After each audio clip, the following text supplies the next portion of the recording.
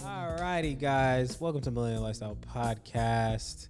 I'm your host, Jarelle Parker, with my co-host Mike Lee here in the building. What's going on? What's going on? We got a special guest in this building today. Let me throw the alley-oop for him, my man. We got a very special guest in here today, man. This is my best friend, my guy, Romain. Met him in Australia studying abroad. Told me about Bitcoin back when it was $5 back in 2013. It's like $5. Damn, Something like that. Something like that. We were early. Why didn't you tell me about that? Early. I didn't know who you was, bro. You wasn't booming yet, bro, but you booming now. You were bro. still in high school, Mike. Oh, yeah, you're right. Oh, Jesus Christ. This is probably one of the smartest people with money I know. Very intelligent dude. Very intelligent guy. Romain. Go ahead, my man. Wait. Do I introduce myself? Yeah, I mean, Jarelle kind of popped off on you, so you can say something. You can say something now, bro. Yeah, I mean, Who are you, dog? Where are you from? I'm French. I'm 30, so I got a few years on these guys. Hey. Maybe some wisdom to impart. I came here to the U.S. 3 years ago and learned how to become rich in America. Hey, let's go. And I'm on that journey right now. Yeah, I just want to point out that last podcast I talked about immigrants coming here to get rich, and It is so true. I just want to throw that out there. Oh, my God. He did. Do you know I'm how not gonna lie. expensive it is? Oh, I just discovered why all the motels, like Motel 6, they are all owned by Indians. Do you know why? I mean, I know a bunch of Indians that own motels, so And gas stations. yeah, I know that. You know why? Well, No. Persians own them too, but anyway. But Why, bro? the reason is because to get a green card for these particular countries, it takes 50 years. So these people literally come here when they're kids and they never get the right to stay here legally. The only way for them is with an investor visa where they need to invest $1 million. So that's why they buy up those motels and gas stations. So it's a way for them to get the legal right to stay here So you're talking about quickly. the 76s and Wait, Yeah. wait a second. Explain that one more time. So you said you have to be an investor of $1 million into a business. Yeah, to get an investor visa, which takes 3 years to get, roughly, Okay. versus 50 years to get a green card, which is what I'm getting now. So, but the investor visa is permanent. Like you Yep. I mean, you get a green card, you can stay here legally, do whatever you want. I think it gets renewed every 10 years or so. Wait, but you said 50 years to get one? I don't know. As an Indian, yeah. Oh, really? As an Indian? As an Indian, yeah. Really? So you literally have like kids that move here when they're 2 years old. They grow up, and when they turn 18 or 19, they gotta find a job to get a H-1B visa or something to stay here. If their parents, because their parents don't have a green card, so it's like this endless cycle where they always have to get new visas. And if they get a good engineering job, they can literally like save $1 million and invest in a business. Oh, wow. Yeah, that's what the trick they use. Yeah, It's unfortunate, but we also going to learn about some more tricks on this yeah, podcast. that was a Actually, that was actually really cool. life of an immigrant. Wow. We want to talk about, first, we want you to talk about you, my man. And also you come into this country. I know your story personally. Like you got your approval to get your visa to come to the United States when we were in Nicaragua. Damn. Great. Got that on video. So glad we have that. So I want you to, obviously we're going to talk about what's going on in the stock market today. That's where the main thing we're going to get into in this podcast, everything that's going on with GameStop and Robinhood and everything like that. Definitely want to hear your perspective. But go into kind of like your life's journey, coming to America and the things you've seen and witnessed. Damn. I know. I mean, where should I start? Your life's journey first. Oh, fuck. And All then how right. you got here in the U.S. Reader's Digest version. There you go. Reader's Fuck. Digest version. All right. Moved to Asia when I was a kid. Philippines, really poor country. You got the 1% that are billionaires and the 99% who are living in Poverty. like absolute poverty. What kind of poverty is poverty? There's American poverty, and what kind of poverty is poverty? That poverty. There's like the 0.1% bottom of America. I mean, the other day I hired a Filipino and I paid them like $2 an hour or something, and I had like so many people applying for the job. Yeah. Okay. Philippines definitely opened my mind in terms of what's out there in the world. Also feeling my privilege because my dad was an engineer for a French company, still is. He didn't start from much. He just went through engineering school, public engineering school, got an engineering job as a 20-something for the same company that he's still working today. And so we definitely had like a nice home in the Philippines and went to the European school there. So definitely like some privilege compared to the amount of poverty in the Philippines. Then moved to Malaysia, which is a much richer country, and definitely also a more diverse country. There's a lot of ethnicities in Malaysia.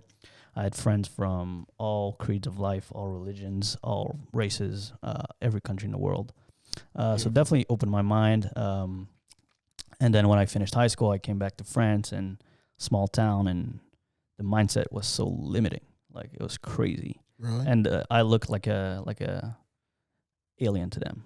It was like, Absolutely. who the fuck is this guy? Like, wait, he speaks English? What? So it was like that. Since the age of 15, here's a quote that I like. I'll paraphrase it, but if you want to become successful or wealthy, you gotta understand what the price is and you gotta pay it. Okay, and I think you know that. It's what is the sacrifice that I need to make to get to where I want. Right. Okay, I'll be willing to make that sacrifice.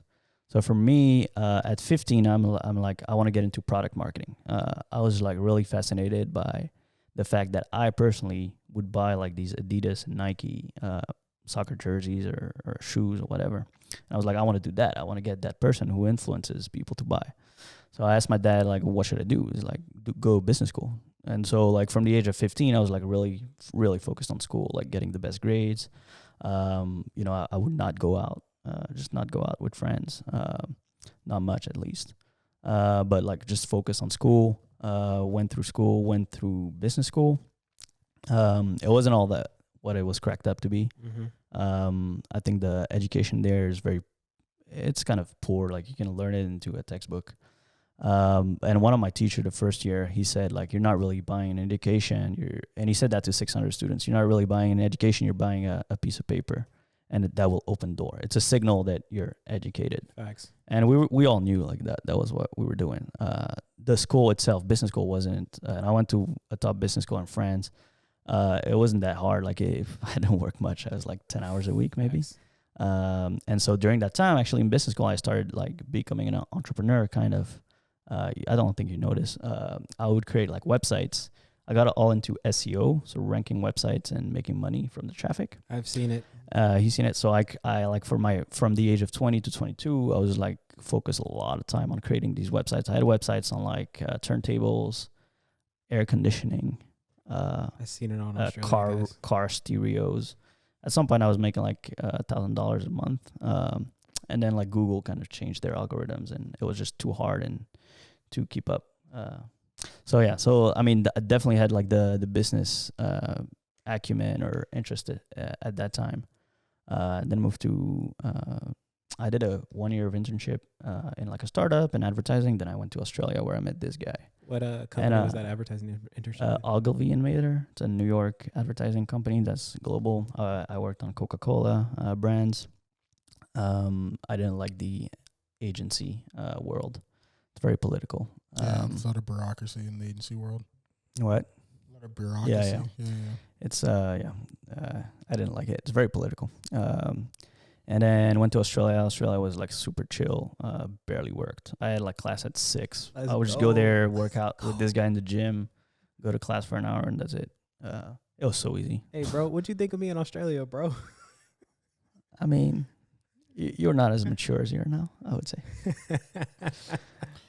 I believe that. Oh man, that's the short of it. 20. I mean, you're saying Jarrell's mature now, bro? He's not. No, he's not. Oh, but he's okay. definitely more mature than. How old were you? 20. 14? 20. Or 20? Fuck. 20, 21. Yeah, and then 2014? I try to stay in Australia, but again, like it's hard to work in a country when you're not from that country, and they ask for like visas and somebody to sponsor you and all of that. Yep. So I couldn't stay there. I went back to France and Paris briefly at my aunt's while I was applying for a job.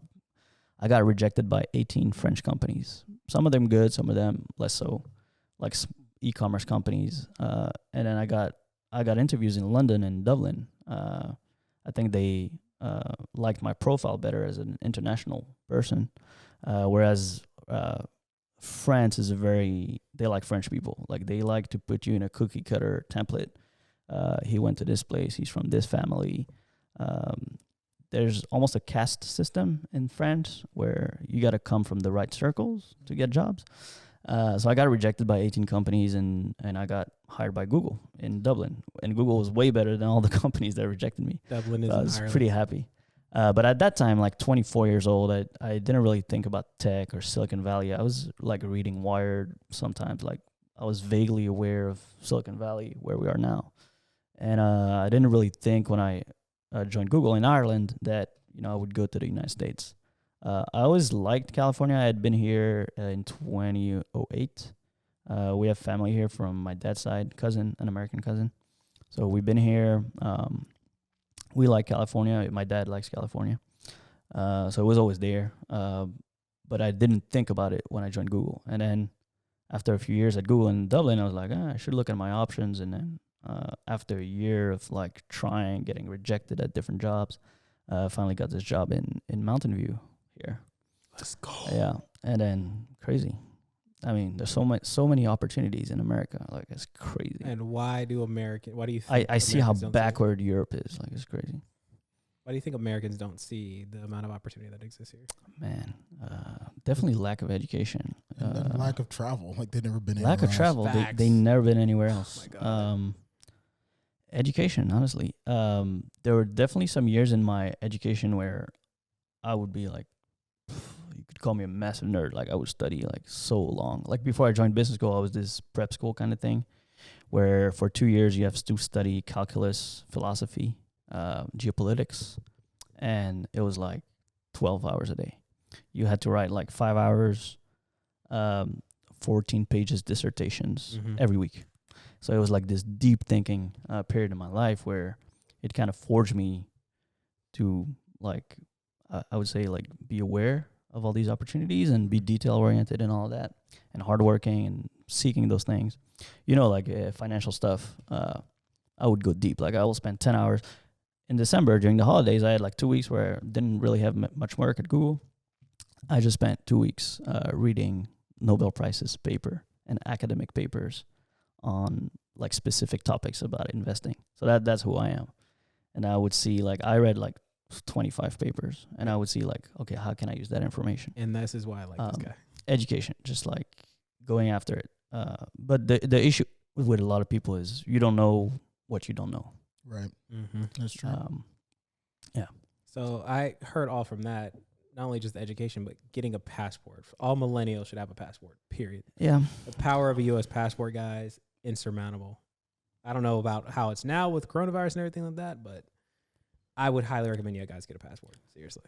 Yeah.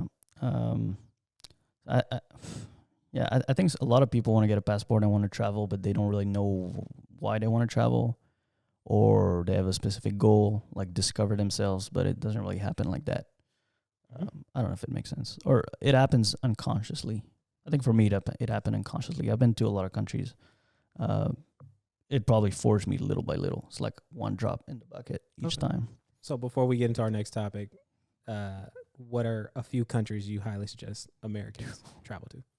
Well, the good thing is you can go to any country you want, except maybe Iran or Korea. If you're vaccinated, if you're vaccinated, if you get vaccinated, I'm then getting maybe. the vaccine. I'm gonna get the vaccine. Really, you are? Yes. It depends what you like. I would say Italy is good, or Italy or France for the history of it. I mean, we've been to Italy and Croatia, and you got like over 2,000-year-old buildings. When you're from America, your country, the U.S. as a state is relatively young, right? It's like 250 years old or something. Yeah. So, like, a lot of buildings here are less than 100 years old. So when you go to Europe as an American, you see like 2,000-year-old buildings. We went to the Colosseum. Yep. And that puts things in perspective, I think. Right. So that's like for the mind expanding thing. And then I think the U.S. is actually probably the most beautiful country in the world for nature. And I love to hike and camp and all that. Really? Over like Croatia or Switzerland? The thing with the U.S. is so big, and you got like over 50 national parks. They're all different. There's so much to see. But I feel like I've seen. Especially in I haven't been to. No, you haven't seen Switzerland anything, or Mike. Croatia. I know I haven't. But what I'm saying is like from the pictures I've seen and on the Instagram people that I follow, like some of those European places are just gorgeous. Like, They are. Little clip But ice. like Italy, for example, most of Italy is the same, and it's a small country, right? It's a small, long country. Croatia is a small country. It kind of looks the same everywhere, even though it's very beautiful. But if you wanted the same diversity, then the U.S., you would need to go everywhere in Europe, like not just the Mediterranean, which has a very specific type of landscape. Right. What I'm saying is like if you go to Florida, it's very different than if you go to Washington State. That's true. And Yeah. the same with Hawaii and California and everything. So I mean, in nature, I would say the one that competes is New Zealand, definitely. Definitely. If you love nature and hiking, just go to New Zealand. It's beautiful. Other than that, like there are many beautiful countries, but they're kind of hard to go into. Like Brazil is very beautiful, China is very beautiful, but if you don't speak the language and you don't got somebody to help you on the ground, it's gonna be hard. Yeah. Like me in Italy. Yeah, I mean, this guy, or this is a funny story. So Ice before cream going to Italy, I learned Italian in 3 months. That was my goal. Like fluent. Speaking Like of- basic. Or basic. like okay, yeah, just enough to like get by. So there's this Irish guy called Ben Lewis. Check him out. When he was 30, he just spoke English. And at 30, he's like, I'm going to learn languages. I'm going to learn them fast. And then he learned 12 languages. And he used like methodologies to learn languages fast. And he started writing books. So I bought his book, Fluent in Italian in 3 months. And it's an amazing book to learn like languages quickly, like basic, to go to the country and be confident and speak basic things. And so we went to this ice cream shop, and I started speaking Italian, like ordering our ice cream. And he would speak in English to the lady behind the counter. And the lady was like, fuck you, like we don't speak English here. And I love that. You got to speak Italian. And then I made a joke in Italian to her about him. And that was kind of funny. I love that because in Italy they don't give a fuck. They don't They're give like, a fuck. They're like, you They have speak too many Italian. Americans. You speak Italian here. We don't speak your English. Fuck off. Fuck off. And you can feel it, and I love that. I love that pride. So shout out to Italians. Yeah. But I see what you mean. But I'm really surprised how many Californians don't know their backyard. Yes, I mean, including me. so one thing I do is I love travel. Eventually, I want to have some kind of travel agency. I have a Google My Maps, which is where you can put like these dots. And I have like hundreds of dots in like California and Utah and Nevada and Arizona, hundreds of them. So I could take you anywhere in California and show you a good time. And like so many Californians don't know that, you know, there's McQuay Falls in Big Sur, or there's Kings Canyon National Park with like these big granite walls, and there's waterfalls, and they don't know all that. They don't know Bernie Falls next to Redding, Mount Shasta. They don't know about this. Sierra They haven't been Nevada, there. Tahoe. Tahoe, yeah. I mean, Tahoe is close. A lot of people know it, but yeah. You know what I mean? Yeah, I get that. Awesome. So if you, again, it's the same. Same with like seeking financial information is the same with seeking travel information. Like I watch a lot of small YouTubers that are based in Arizona or Utah, and I watch their videos, and they go to this random little canyon that nobody goes to, and it's amazing. So then I add it to my map, and it's about seeking that information. Right. All right, so I think we're going to take a quick little break before we dive into everything else. So we'll be right back. All right, y'all, we're back. So, That was loud. hey, man, chill out. So, Roman, what the fuck is The going fuck, on in the bro? stock market, bro? Jesus like, I'm trying to Christ, hear your opinion, you know, you being a finance guy and knowing what you know, doing your research and giving us some intel. Today So, was what's a going on? wild day. All right, let me ask you first. Why do you care about the stock market? To be quite honest right now, so I think it is an opportunity for people who want to be part of a free market, you know, free market enterprise, Mm-hmm. are now understanding that it's not really a free market enterprise, That it's rigged. that it's rigged by people with a lot of money, Yep. people who have a lot more money than I do, Yep. and control everything that's going on. And, you know, I'm not looking at it for the gains. I'm looking at it for I'm not looking for Implications the gains for or the freedom and memes. liberty. Exactly. So I'm looking at it as like, wow, things are really changing right now. Mm-hmm. Why do you care, Jarelle?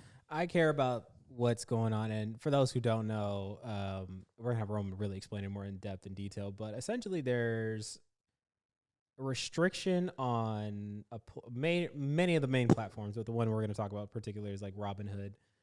Is that they're restricting their users, and it's an oxymoron because Robinhood is literally about having the poor be able to. What's the story, Robinhood? I forgot.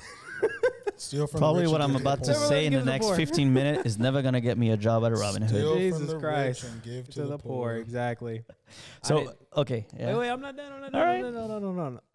What I really like about this, though, I will say why I care and I like about this is because the little people are understanding that in numbers, with massive numbers, we can really affect shit and make change. Yeah, that's true. And that essentially from an elite perspective, the peasants are realizing they have the power. They have the power to change a small stock like GameStop, but they don't have the power to change the system. At least not with this tactics. Yeah. The Robinhood, it's just a bullshit name. I'm never gonna get a job at Robinhood. I don't think you'll Hey, get it, bro. man, R.I.P. All right. Once you get your What we'll do, Oh, like at here's the what beginning, happened. what we'll do, we'll just kind of bleep out your like last name, so you can still apply for jobs. What you do is like you just like never come in. You just go, hey, I can do my Hey, interview over Robinhood, the can I phone. jump on this IPO, Hey please? man, let me Stocks. just send my interview in. Here's my resume. You can talk to me with a phone. All right. They won't know. You're good. Trust me. Robinhood was created 8 or 9 years ago during the Occupy Wall Street movement, which was all about the 99% against the 1%. And these founders had this great story that they were going to help the little people get theirs, right? Get their bag. And these two founders were really just millionaires from Silicon Valley that knew damn well what they were doing. That was just the story they sold the public. Another neat innovation they had is they offered free fractional shares. So it's true that it got people in the market. Because people cannot always buy like a Google stock that costs $2,000. So they saw they got a lot of people in the market with these fractional shares. I want to put $100. I'll just put my $100. What about the 0% commissions? And that's another thing. The 0% commission pushed a lot of other brokers to go down to 0% in 2019 and 2020, which was really positive. So I think they had a lot of positive to the market. Generally, I don't necessarily recommend Robinhood because they're all about gamification. So they want to get people to buy whatever stock is trending without really doing any analysis. So it's really gamified because Robinhood makes money by routing your orders to a hedge fund called Citadel. And so Citadel pays them a lot of money to get that order information so that Citadel can do something called front running a trade. So essentially, they see your order coming in. I want to buy GameStop at X amount of $20. And now Citadel acting, so they're a market maker, meaning they have to fill your order at that price. I want to buy 10 shares at 20. Okay, they have to fill that. They have to give you that. But they also have a branch of their company that is all about investment banking and such. So they invest in companies themselves. So they have positions probably in GameStop and other hedge funds. So front running is they take that information and then they can protect their asses in whichever way they want. So that's why they pay Robinhood a lot of money. And this is common across a lot of brokers. They route their order to a firm on Wall Street that you never heard of. And they all do that. TD Ameritrade, Schwab, they all do that. But Citadel pays, I think, 10 times the market average rate to Robinhood to get that information. So that's interesting in itself. So Robinhood makes money by getting people to trade as much as possible. So that's why they gamify their app. And it's a playbook straight out of Silicon Valley. So on one side, it democratized the access to the stock market to a lot of people, but these people don't necessarily know what they are doing. And that's why there was a teenager that killed himself last year because there was a bug in he did an options trade and his portfolio showed that it was down like 500K or something. And it was a bug. He wasn't really down 500K. But then he killed himself because he's 15 and he was scared. And so now they've kind of added a better user journey to try to teach about options to new users. Like, are you sure you want to do this? Do you think the stock is going to go up, down? Okay, do this, do that. So they have much more education now. So that, at least that's good. But you want to get into GameStop now? I want to get into GameStop, Melvin Capital, and the significance of the meaning behind this, especially in terms of, because what this is essentially the control of money and the control of wealth. So what happened is that there's this Reddit forum called Wall Street Bets. WSB, baby. WSB. Let's go. I've been on Bring in it the before. trolls. I've been on it before. It's just this weird group of people that have like an alternative language. Half the time you don't understand what they're talking about. And this group is all about YOLOing their money, like just putting all of it Straight up in like YOLO, a stock. baby. And they don't really know what they're doing. Most of the time they lose their money. But apparently there was this guy a year ago. I think his username is Deep Fucking Value. Yeah, deep fucking value. So Deep. this guy, Going he deep. he started investing in calls. So calls is an option contract where you buy one and it's the equivalent of 100 shares. So you buy that call for, let's say, 50 cents, and you make money if the stock goes up. And it represents the equivalent of 100 shares of the stock. So this guy a year ago started buying a bunch of calls, like every week on GameStop, because he analyzed the company and he thought it would go up. But it's really a dying brick and mortar business that a lot of people, thought it would go bankrupt or something. And I think if you looked at their balance sheet, they had heavy losses. So because of that, a lot of hedge fund on Wall Street shorted the stock.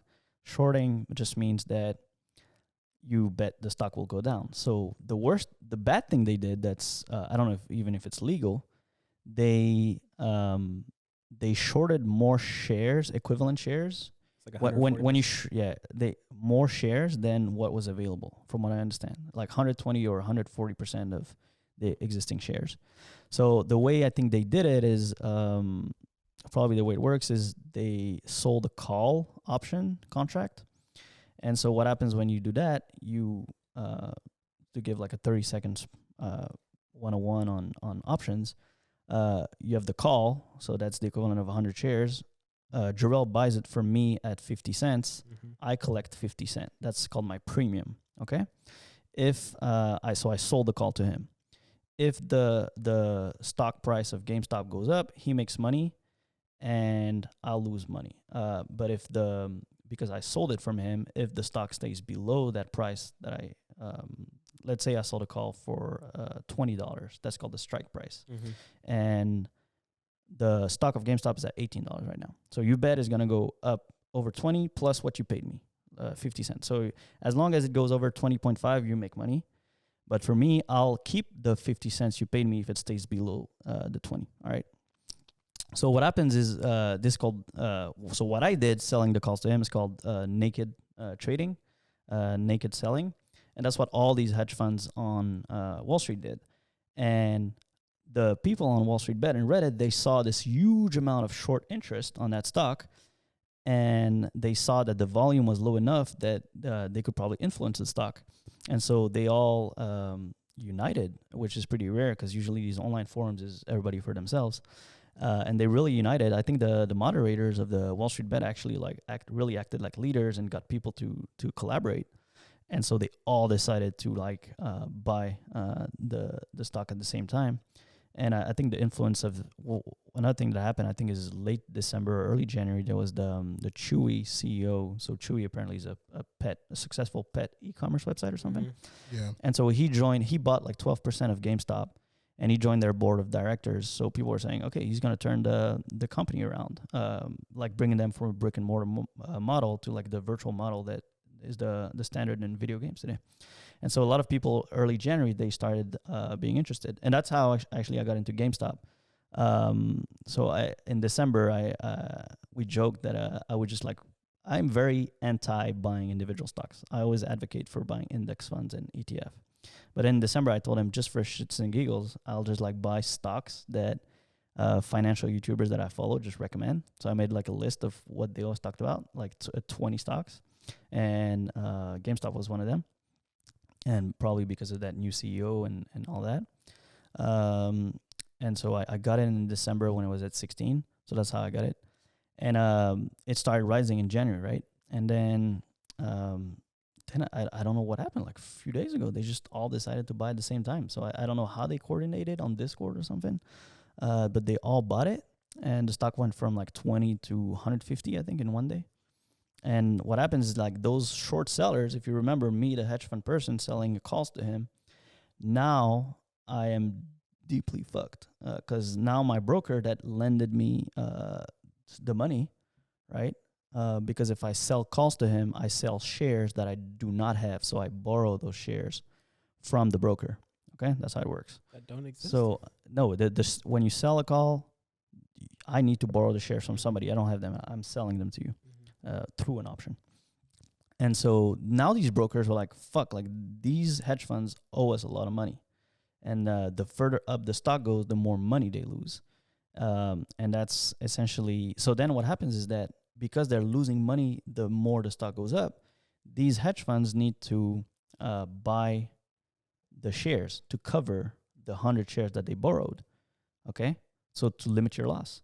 And so they're all scrambling like to buy those shares at the lowest price possible, but it keeps going up. So that's essentially what we call the short squeeze. And all these people on Reddit, they're like, let's hold the stock, let's buy more, let's fuck them over. And mainly there was this hedge fund called Melvin Capital. And this is where it gets interesting. I think they lost already $2 billion on this GameStop because they were like heavily shorted on that stock. 10. But the interesting thing is that Citadel bailed them out. What do you mean by bailing them out? They took a stake in their company, like $3 billion. But now you start seeing the conflict of interest where Citadel profits from the Robinhood order flow. And on the side, they're losing money through Melvin Capital the further up the GameStop goes. And Citadel is extremely powerful, extremely. They probably have many friends at the SEC and all that. And by the way, I think a lot of people working at the SEC or in financial regulation, they just go back and forth with the private sector and just come back.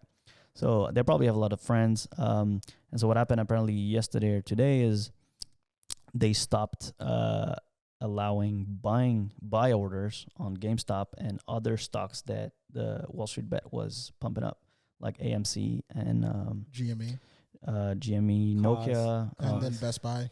A few stocks that they stopped allowing buy orders, but they still allowed sell orders. So you see what's happening there. I don't know if it's illegal. It's certainly unethical.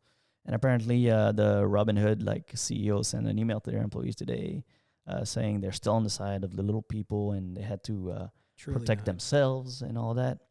I think that's BS, to be honest. Why do you think it's BS? No, I mean, they're just, the person who feeds them is Citadel. It's the one putting the bread on the table. So if Citadel is losing billions of dollars and they say, yo, we're going to stop paying you if you still allow buy orders. And I think what happened is that a lot of these free platforms, they did the same thing. So I use, I think, M1 Finance, and I try to buy AMC or GameStop today, and it didn't allow me either. Or I didn't try, but they showed me a message these specific Reddit stocks, we're not going to allow buy orders. And all these free platforms that they only make money through routing your order, right? They will block you. I heard Webull, you can still yeah, Webull, maybe. What I would recommend in general is going with a broker that has been around longer and makes money other ways. So if you look at Vanguard or TD Ameritrade, Fidelity, they manage retirement funds for universities and investment funds. They make money other way, right? They don't need to screw the little guy. To get rid of the conflict of interest. Yeah. And what I said earlier in our chat is what Citadel is doing, and they probably separated that market maker business of filling orders. They separated it from their investment banking branch in different companies. I think one of them is called Citadel Securities and the other one is called Citadel.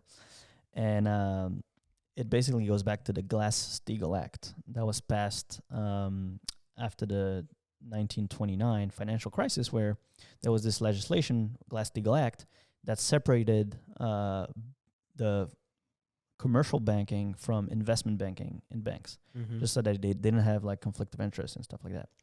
And Reagan started to try dismantling that legislation in the 80s, and then Bill Clinton took the torch, and Bill Clinton repealed it, I think, in 1999. And then after the 2008 crisis, where a lot of people were saying this is because there was no Glass-Steagall Act, so these banks would just do business and conflict of interest and insider trading and all these things. And some legislators, I think, tried to bring back the Glass-Steagall Act after 2008, and they failed. So there's still not that separation, and I don't know what's gonna happen. And I think what I said earlier is like not.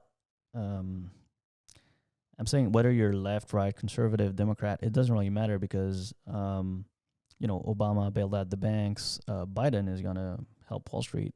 Clinton is taking $1 million speech contracts to Wall Street.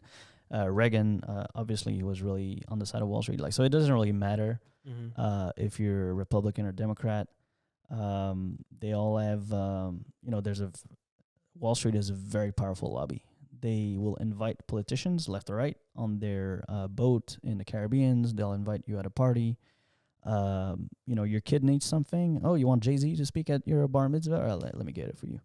They'll do that. So that's why, I saw Ocasio-Cortez today. She was tweeting I'm gonna fight on the side of the people. I'm good. But you're gonna see how powerful Congress is and how powerful those legislators are, and it's very likely nothing's gonna happen. And yeah, you saw Ted Cruz throwing his support behind her. Obviously, I think he's doing for political gains. He doesn't care. But now that Trump is out and might get impeached, Ted Cruz is eyeing a presidential run. Especially that Trump called his wife ugly or something in 2017. Some crazy But yeah, so I'm AOC, I get it. You were a bartender. You're really on the side of the people. You're smart, but you're gonna see the power of that machine. And nothing's going to happen. So, dude, what do you think is going to happen to the normal retail investor? Because it's either two things. Either they stop this through censorship. Because what happened, this was all hype. Through Reddit, through TikTok for sure, through social media platforms. It's right, and then even just people started just my sister bought stocks. I was dude, my sister's oh yeah, I just bought some AMC stock. I was I bought some AMC stock. Dude, I was yo, everyone's hopping on this hype right now. It's hype and it's powerful, dude. It's crazy because dude, they're not only is it powerful, but it shows that people can actually get together and do something. And dude, people are making millions of dollars. There's people who turned $50K into $3 million. Yeah, that was the original guy.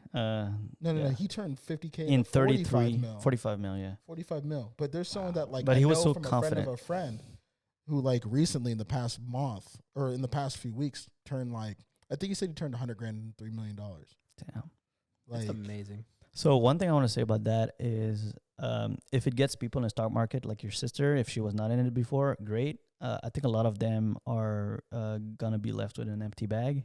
Meaning, if they got in now when GameStop was at 400, if they managed to buy it, now it's already back at 200 or something. Mm-hmm. So they're gonna lose money. I think. Right. I think some got money, but it's gonna teach them about volatility and risk, and that's why I advocate index funds and ETF. I know VTI, which is the Vanguard Total Stock Market ETF, is not gonna get blocked by Robinhood. I know it's just it has all the stocks. It has 100 billion in assets behind it or something.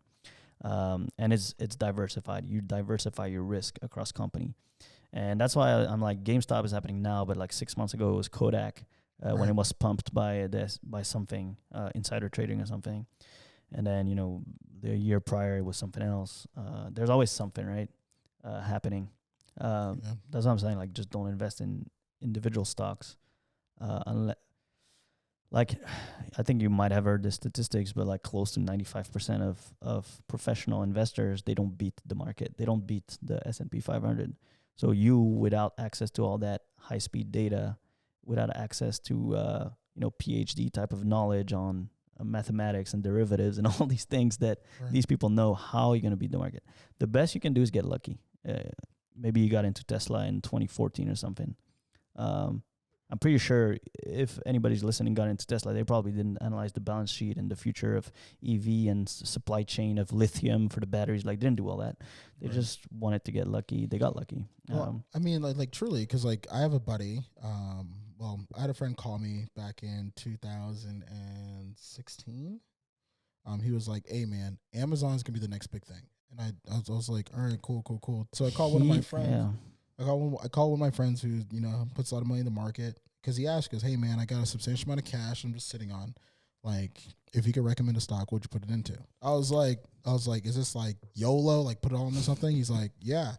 because he's pretty well off, right? And I said, dude, you should dump it in Amazon. I said, That's a good choice. I was like, dude, you should dump it in Amazon. But I think that made sense even if you don't have deep knowledge, just because Amazon, if you read even a little bit about news, like business news, you know that Jeff Bezos, for 20 years, it was like, we're not going to take profit. We're just going to build our infrastructure. And so they build all these warehouses across the world. So they have a freaking amazing supply chain. And just him foregoing profits to just keep investing in the business, it was bound to pay off at some point. And I think they started taking profit a few years ago, and the stock just like tripled or quadrupled. Yeah, the other thing is like Bezos has a fucking cult following. Like he has an actual cult following of like people. Does he? Who are like, yeah. Do they all shave their head? Hey, I mean, like I did. I'm just kidding. Nah, but like because when it was Bezos in 2018, Bezos had a fat cult following. Now it's fucking Elon. Elon has a cult following because Elon's like, okay, so I look at Elon Musk as like, I have a friend who knows him. So I look at Elon Musk as like a guy who's like that typical engineer in college. Yep. Okay. Who doesn't give a fuck about anything. I just want to build things. Oh, I made $1 billion today. Oh yeah, cool. I just want to build something else. Like that's literally Elon. I'm bored. Literally. What we it's company called what? The Boring Company? Oh yeah. Yeah. Mm-hmm. Boring Company, like the fucking. Yeah, but it was a fake thing though. I mean, but still, it's clearly a thing now. Dude, it's clearly a thing now. And then so like because no one knows, not a lot of people know he does PayPal, right? He did PayPal, right? Yep. Right? Yeah, he founded Solar PayPal. City. Yep.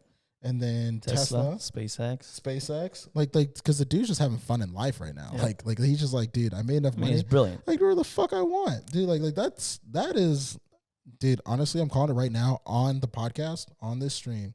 Our friend Tom Baker is gonna be the next Elon. I'm just gonna call it right now. Let's go. This is fucking. Oh, I agree. 2020, January 28th at 8:46 p.m. Tom Baker's gonna be the next Elon. I mean, he worked with Tesla. He won the contest to levitate our train. Yeah. Okay. Do you know what's crazy? Like, so he actually met Elon, right?